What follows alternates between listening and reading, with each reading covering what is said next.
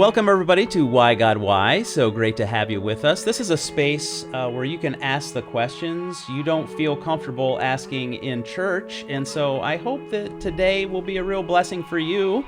I know it's going to be a blessing for me because I get to sit next to a friend of mine who I've known for several years now. And it's just a blessing to have you here, Mercy. Mercy has been, I've known you since you were in college, I think. Actually, yeah. Probably. Yeah, sounds about right. So that was how many years ago now, That Mercy? was quite a few years ago. We'll just say that. Mercy Gbenjo. Mercy Gbenjo is a friend, not only a friend, we used to work together for many years in campus ministry.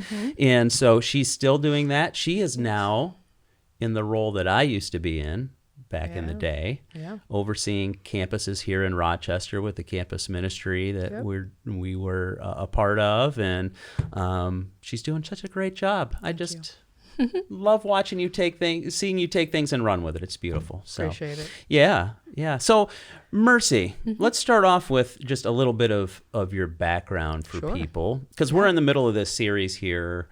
It's called Why Do I Still Follow Jesus? That's what we're talking about with our guests. And so we'll dive into a little bit of your story, but just let people know a little bit about where you're from, kind of your passions in life, that kind of thing. So just a little bit of background of you as a person. Yeah, absolutely. So the where you're from question is very interesting. I don't really like asking that because I'm from so many different places. So I was originally born in Nigeria, and then we moved to New York City when I was about 5 years old, and then we moved to Minnesota, lived there for 7 years, and then we moved to Nevada, and then I made my way back up to upstate New York for college and stuff. So been around the block a few times, if you will.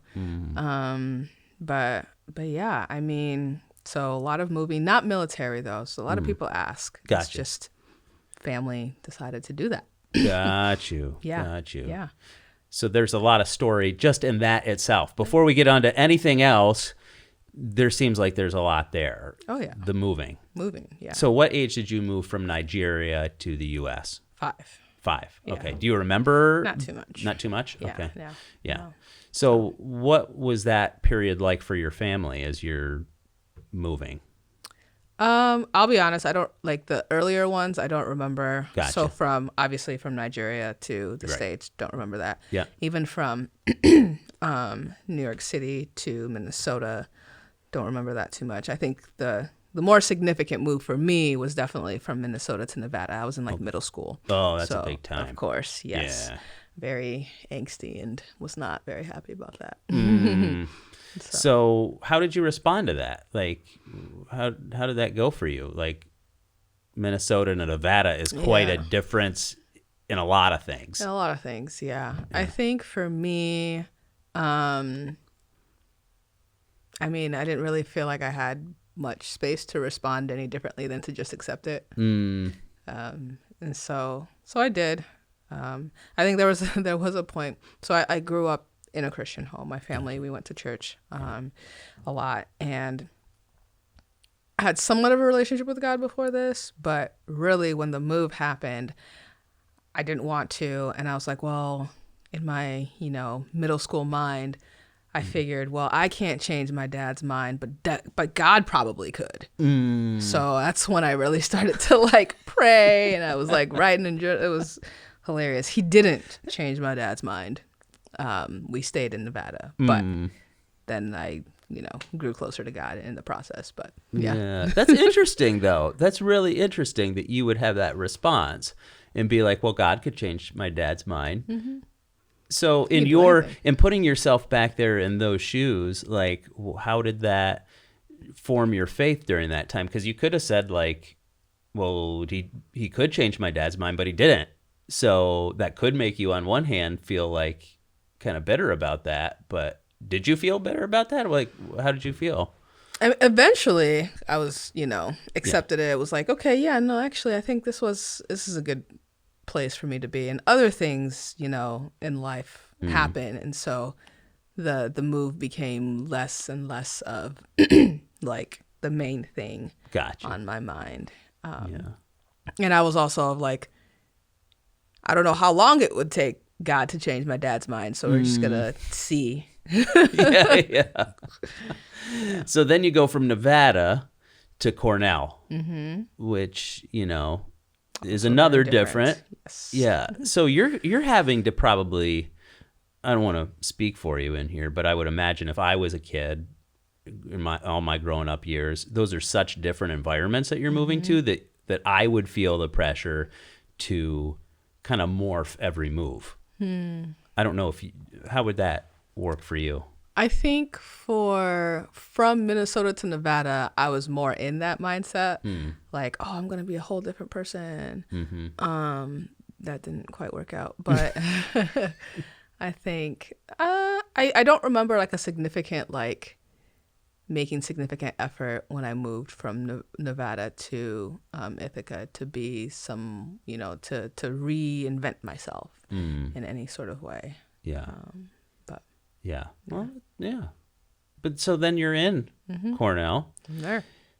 The pressures of everything that's there, the craziness of that place, which is a great institution. Wonderful. Also Yeah. carries with it a lot of weight because you're going there, right? Yeah. It's funny. I didn't know Cornell existed before. Like, the whole Ivy League stuff. I was like, oh, what's this? And then my guidance counselor in high school was like, oh, Cornell. So I was an athlete. Still am. But so I got like a recruitment letter for my sport from Cornell. Which was? Track Yes. and field. Yeah. I was a runner. Sprinter. Let me be specific because I don't run. No. But you do run, just, if necessary. for shorter periods of time. Much shorter periods of time, yeah. So you were recruited by Cornell out of nowhere? To me, it seemed like out of nowhere. Okay. Yeah. Just out of nowhere? Yeah. Just recruited? Were you recruited by other places Eventually, yeah. Okay. But I didn't get too many other letters, honestly. I think UNR, like the university in my state, it's kind of like expected, there's a lot of things there. So I was like, maybe, but Cornell got me first. So Okay. I was like, There you go. We'll do that. There you go. So what was your spiritual life like in college? Like how did that morph for you? Yeah, I think so coming from a faith background, youth pastor encouraged. He's like, oh, make sure you get connected to community, make sure, you find people. And I'm like, okay, sure. And then I've got track practice and stuff, which I was way more like focused on that. And so there were the different Christian fellowships and groups at Cornell would do just like different events during like orientation week and stuff, most of which involved food. And as a college student, as a college athlete, food is like, if you want me to come to anything or do anything, just have free food. Right. So I was there. Yeah. And I was like, oh yeah, sure. Like I'll put my number down, sign my life away for a burger. Yeah. So, I got connected to one of the groups there. Crew.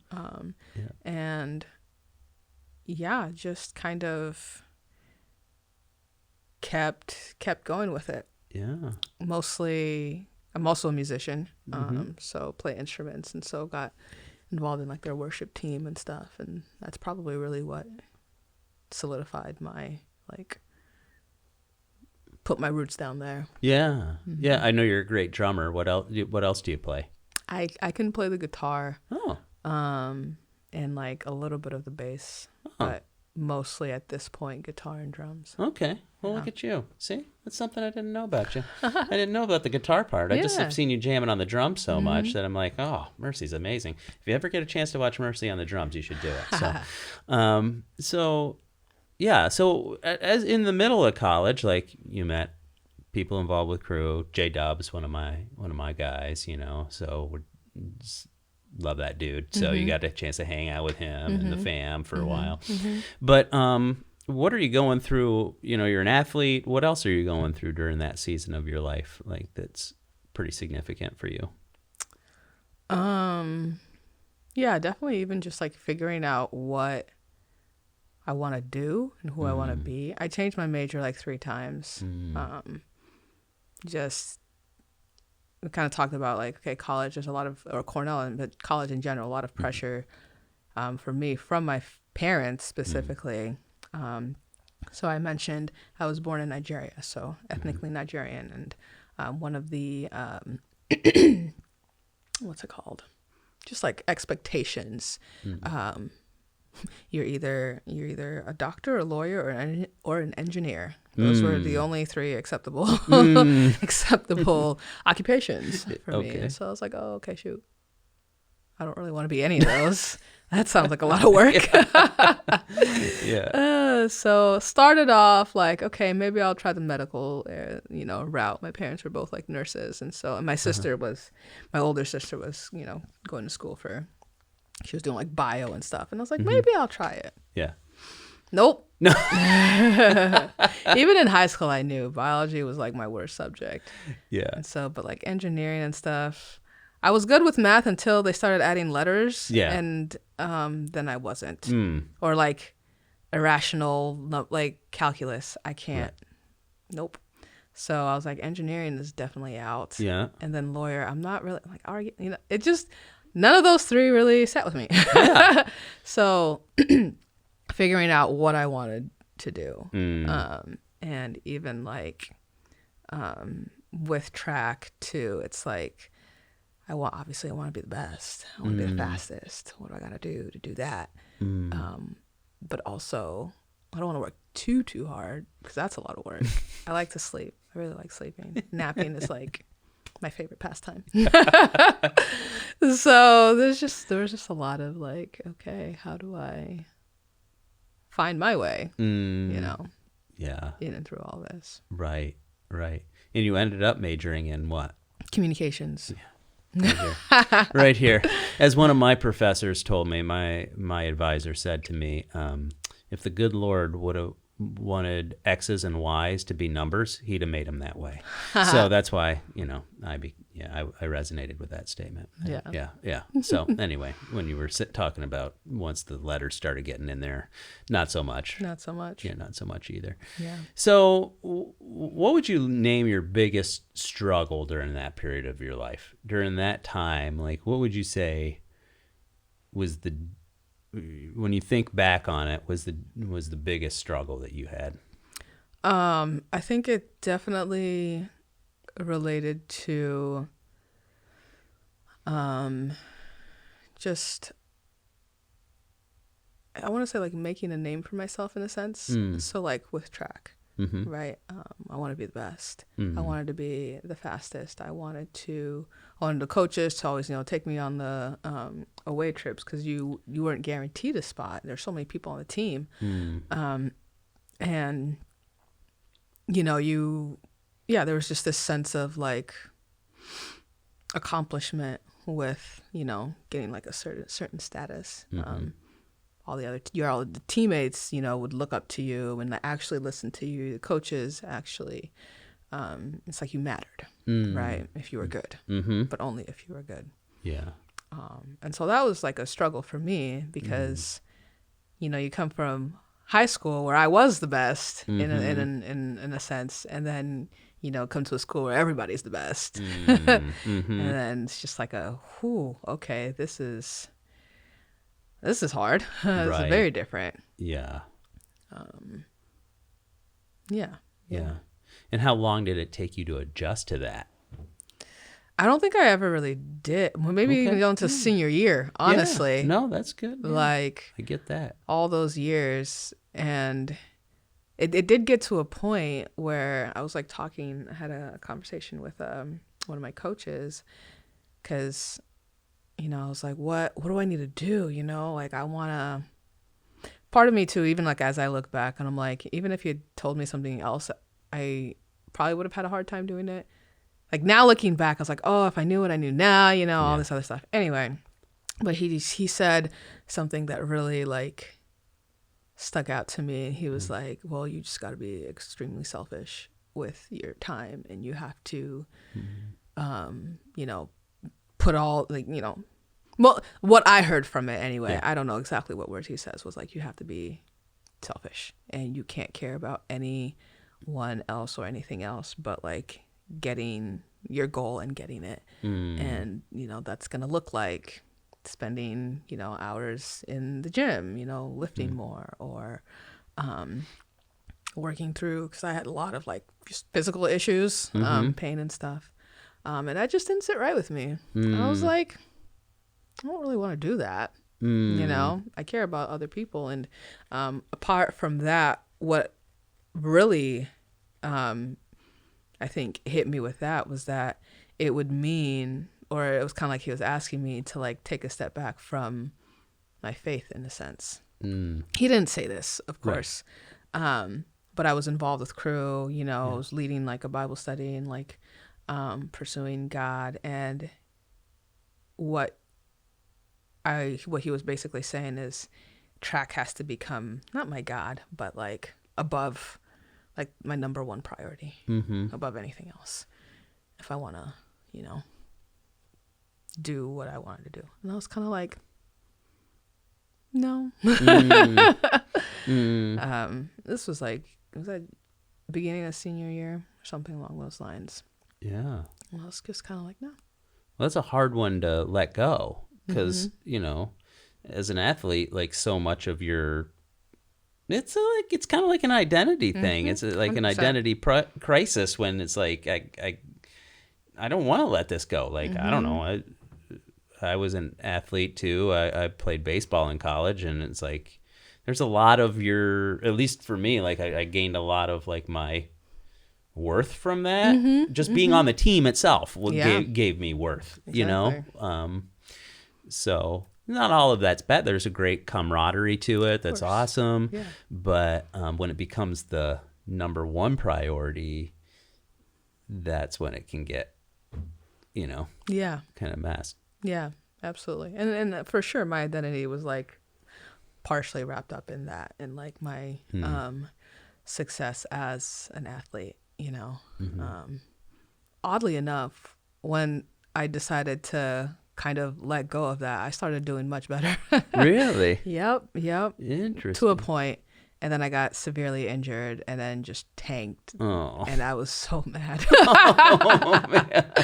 I was so bad. Like the last semester of my senior year, I was like, ow, I could hardly run. Yeah, it was kind of funny. But what the moment at which you let go, you actually experienced. Yeah, it was like freedom. I mean, freedom. It could also be attributed. We got like new coaches, like different things happened too. But sure, I do feel like part of it was just me not like tensing up and striving so hard. It was just kind of like, okay, and now we're just gonna do what I can and do this, and then ended up working pretty well. Yeah, until I got hurt. But you know, darn injury. Yeah. So you know, you move on from college and you join crew at that point, right? Yeah. So obviously life was perfect from then on, and you didn't have any other problems. So Never. That's good. Yeah, of course. Congratulations. What would you say subsequently have been some of those moments in your life where you go like, man, I don't know. I had a tough one giving this one up, like identity thing, you know, like became that track thing, or just situations that you've walked through that you're like, I don't want to have to relive that one over again. What are some of the things that pop into your mind when you think about that? Yeah, I think, well, the one specifically that was probably one of the hardest times in my life was when my mom passed away. That was back in 2017. Yeah. And so it was like there was a lot of transitioning happening in my life at that time too. And even just like seeing myself, even like before it happened, right? She'd been sick. and how I responded to that, I think, was kind of like a. And sometimes, I feel like we don't really recognize, but we take our parents for granted sometimes. Yeah. Like, oh no, like they're always gonna be there. So like, let me do what I want. Well, this was my mindset. Let me do what I want now, and then mom will always be there. So I'll go check on her later. And later never came for me anyway. And so, and at that point too, I like interned with Crew. I was part-time staff with Crew, but was kind of transitioning out of that and looking for a new job. Hadn't gotten one, so I wasn't working at all. And then my lease was up, and they were like, it was getting way too expensive for me because I'm like, I don't have a job. I won't really have anything. And so I was also looking for a place to stay, looking for a new job. And then my mom passed away. And I was like, okay. I think I was sleeping on multiple friends' couches for like a month or so, just kind of bouncing around. So that was probably one of the after college, right? Wow. A more difficult. Well, that is a significant thing. I mean, I've walked through that as well, like losing a mom, and that's really, really hard. Give us a picture of your mom. Like, what's your favorite memory? If you look back and you think of like a happy time, what comes to your mind when you think about that? A story or whatever. She was always singing. Yeah, and she'd like make up songs. But she really made it a point. She tried to be always like happy and cheerful as much as she could, right? And so that was one thing. Another thing, just like earlier on, like childhood type, always going to sleep with the sound of her cooking or something, doing something in the kitchen. Really? Like I'm talking, and I didn't go to bed like at 8. We went to bed at like 10 and she was in the kitchen, and so it's like, going to sleep with like pots and pans and then like water running and stuff like that. So she was very a hospitable woman. She always took care of everyone before herself. Sometimes I was like, Mom, you gotta take care of yourself. But like, again, to a point that sometimes it was kind of like not good for her, like health wise, but she didn't really care. She would like literally take the shirt off her back or like, oh, you're hungry? Take me, even if it's her only food for the day, she will give you her food. So, yeah. Wow. Wow. What an inspiration, huh? Wow. I could see how some of that has passed on to you in your life. Yeah. It's a beautiful thing. Nice. So losing somebody like that it doesn't just automatically, it's not a quick thing. Right. Like that's a pain that lingers and still can linger. Like how did you navigate it at the time? Like of feeling the pain of it and like, oh man, I thought my mom was going to be around forever. Now she's not. Like, how did you navigate it? Yeah, I think just like spending time in prayer. Yep. Friends were like, people were supportive, but it's also hard for me to like really like open up and reach out to other people with that. And so so just that. And now I think also as a result, like me and my siblings are a lot closer with each other, and so we just like made more of an effort to like, okay, let's actually like stay in contact and like communicate and like check in on each other and like be there for each other kind of deal. So yeah, that is a natural part of it. It's a blessing, but you don't want that to be the reason for it. Right. But, yeah. I don't know if you experienced this. For me, everybody's journey through grief is different. So I lost both my parents, but I think specifically with my mom, it was I didn't know how I would respond, but I couldn't like open up my Bible for like 3 months. It wasn't necessarily that I was mad at God. I just couldn't go. It was like, I can't go there right now. And I felt, in some ways, I think I felt guilty about it or something, but I also, it was just like I couldn't do it. I don't know. Did you have any responses like in grief to like feeling like, man, my relationship with God is like different now than it was? Yeah, I mean, yeah, definitely took a dip of just like, again, wasn't necessarily mad at God. You know, I was more mad at myself, honestly. Because I felt not because I felt like I could do something about her passing, but because I felt like I didn't do enough before. Like spend enough time with her, actually like care for her or whatever, like I should have. So it was a lot of like me feeling like I failed. And so, yeah, I don't recall like specifically like not like, oh, I'm not reading my Bible. I definitely took like a break from like leading worship, you know, playing drums and stuff like that for a hot second. And even just like, you know, there's certain songs or like worship songs that you're just like, nah, I can't listen to that right now.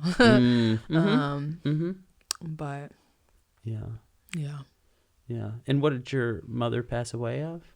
Endometrial cancer. Wow. Got you. So it was a long journey. It was, cause I remember the first time she was diagnosed, and then we went to visit, and then she got surgery, and then did some chemo, and then she relapsed, came back, and then they did chemo again, but she just she did not like the chemo. She was not happy about it. Yeah. So it was a number of years, 3, 4 years maybe. Yeah, that's a battle. Yeah, that's a long battle. And how did you navigate the process of, kind of like you said, forgiving yourself? You know, in the midst of it, I know there's a lot of people that struggle with that. Like, we all have regrets, right? All of us got stuff we go, I wish I had a do-over on that one. But how did you navigate that process of learning to like release yourself a little bit from it? I think it was, so eventually I found a job, which was nice. And it was, you know, a few months after she passed, and I was, the night before, had just been struggling. I was still like volunteering with crew, and so just there's various things that like reminded me of her, and was up like crying or whatever, and driving the next morning, woke up to go to work, was driving to work and was just thinking about it, and more or less God just reminded me of Jesus. And so it was kind of like this, I think I was driving and thinking about like, I deserve way harsher punishment than what I'm like, why am I alive and she isn't? You know, like I'm the one that was like not a good daughter. I'm the one that like didn't call her, you know, whatever. And I'm trying to beat myself up like mentally, and being like, I deserve a lot more than what I'm getting. Like, this does not seem fair at all. And it was just kind of like, I don't know how to like fully explain it, but just God, I felt like God brought in like just the story of Christ to my mind. Like,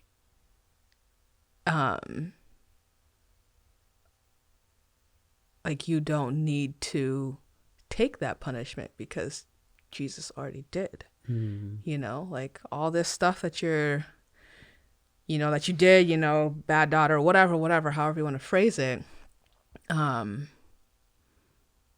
The concept, like the punishment for that, Christ took that on the cross. So you don't need to punish yourself, you know, if you're in like being in Christ, like you don't need to, because he's taking care of it for you. Yeah. you know? And I was just like, oh, yeah. That is the message of the gospel, right? Yeah. So how did that hit you emotionally in that moment? Like, what were you feeling in there at that time? It was like a burden had been lifted, for Yeah. sure. 'Cause like I'm a visual imagery type person. And so in my mind, as I'm like going through this, I'm thinking of, and I don't know what they're called, but like, I think they're monks that would like Yeah. whip them, Yeah, sure. like that's what I was like envisioning, like trying to do for myself. 'Cause I felt like that is what I deserved. Yeah. And then it was like, overlaid with like Jesus and him, like getting those whips, right? Yeah. And even like God saying like what he endured was enough for you, for everyone, for this situation, and for the ones that you still haven't done yet, so like you don't have to carry this burden. Wow. And so like literally I was driving to work crying. By the time I got to work, I was like on cloud 9. Wow. Just like singing to myself as I was doing my work, just felt like, like the truth of the gospel, like actually like really sunk deep that day. Wow. For me. Yeah, that's a really real poignant moment, because it takes it from theory to like reality of this isn't just like something I kind of believe, but like this is real. That's significant. Yeah. So, I imagine that was one of those cases where it's like, oh, okay, this is why I still follow Jesus. Maybe. I don't know. For you, it's like, oh, wow, he can actually take this. I don't know if that's putting your words in your mouth on that one, but that's what I sense as you're talking is like, it's like he's actually, he frees me from having to experience this all on my own. Yeah. Even like with that, like he meets me wherever I am. Like that's what I needed at that moment. Yeah. And like it, like that timing was perfect, Yeah. like could it have happened like before, so like whenever, but like in that moment he met me with what I needed. Yeah. That's so amazing, so great. Have there been other times in your life where you feel like he's met you where you needed it? I'm sure there has. Yeah. That's the one that stands out to you, though. Yes. That's the one that stands out. Yes, for sure. Yeah, that's beautiful. Yeah. Well, while we're on this topic, while I got you here, and just maybe we can muse for a couple of minutes about like, because we both have lived this life of like we're experiencing stuff in our own life, and yet we're trying to invest in a new generation of people who's coming up. Probably we want this to be a space where some of those people could listen in and go like, I know what these people are talking to me right now. In your observation of things right now as it stands, you work a lot with college students.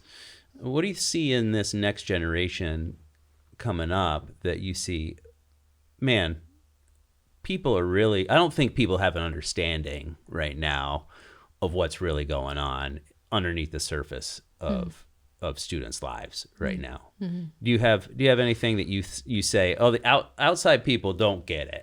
I get it because I'm living it day in and day out, but I don't think people understand that this is reality right now. Is anything? Honestly, sometimes I don't know if I get it.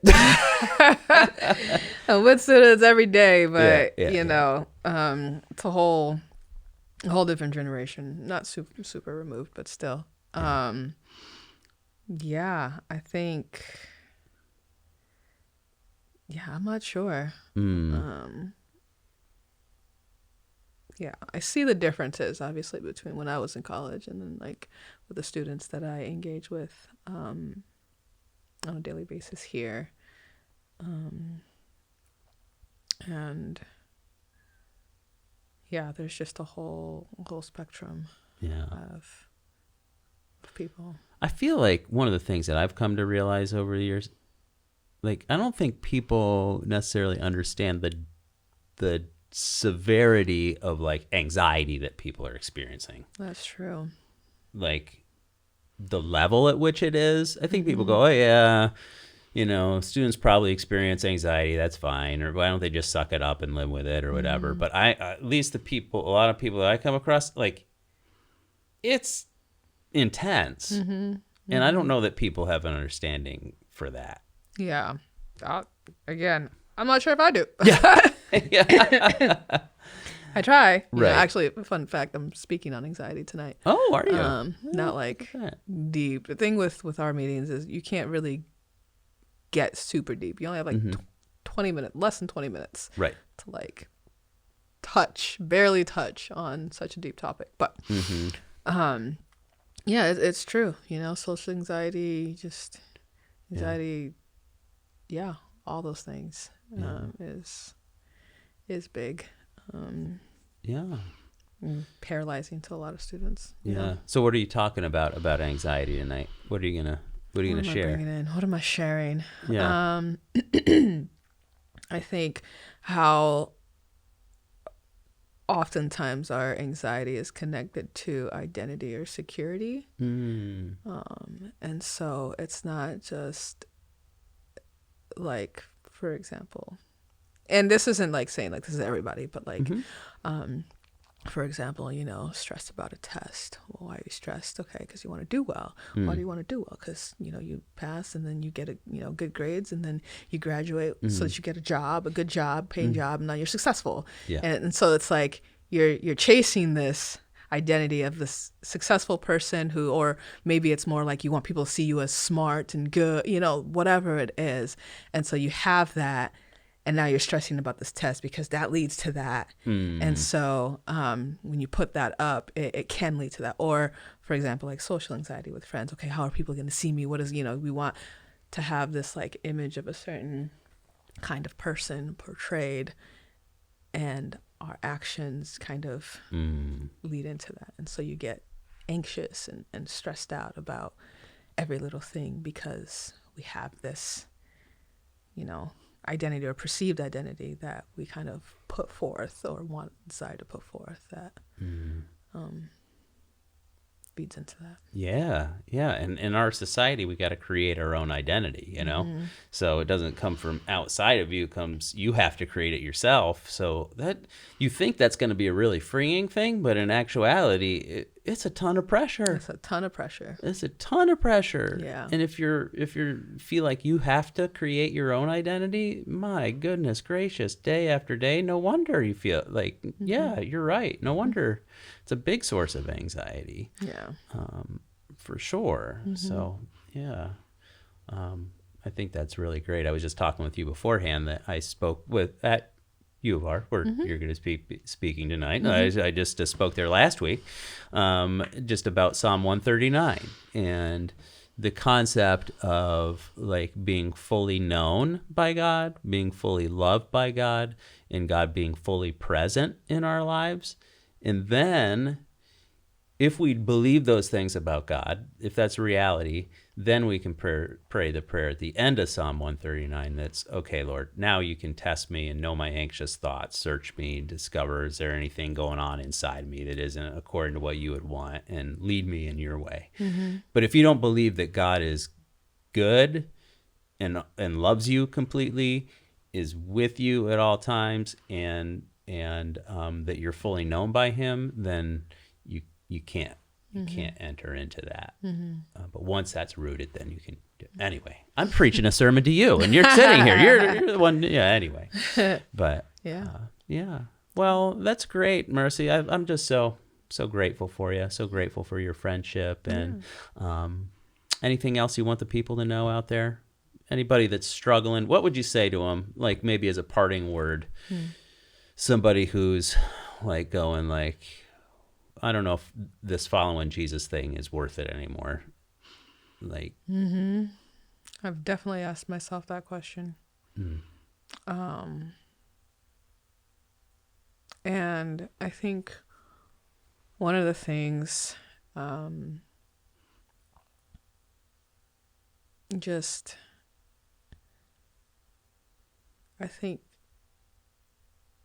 think about, I don't remember where in the Bible, it says something along these lines, but like to fix our eyes on Jesus, the author and perfecter of our faith. And so, and show up even when you don't feel like it, even when you're like, God, I don't want to be here. I don't want you. But, yeah, showing up to him or with him or whatever, however you want to phrase that. And letting him take care of the rest, you know, like, yeah, I think that's really all you can do. Right. Because I'm like, is following Jesus with it? Yeah, maybe. But I think it's one of those things that is best answered with God, like in his presence, and like,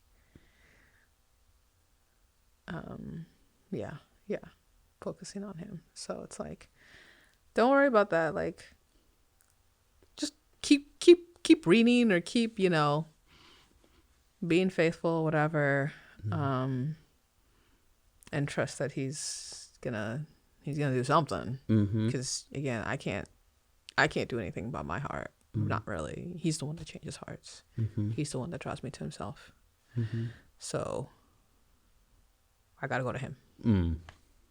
Such wise words there. Yeah. Yeah, and it takes the pressure off too. It's like, I can't do this on my own. Like, God, if you really want me to be following you, you're gonna have to do something. And if he's really real, and what about him is true, if what we read about him is true in the Bible, then he wants to do that. So I just love that vision of God, that he wants to meet us where we're at, and he wants to be there in the midst of even our doubts. Yes. And he wants to be there with us in the middle of it. So, well, thanks for being here, Mercy. Of course. Appreciate talking with you as always, and it's a great time. And wonderful. Yeah. And thank you all for joining us as we sat here with this conversation, and looking forward to seeing you next time on Why God Why.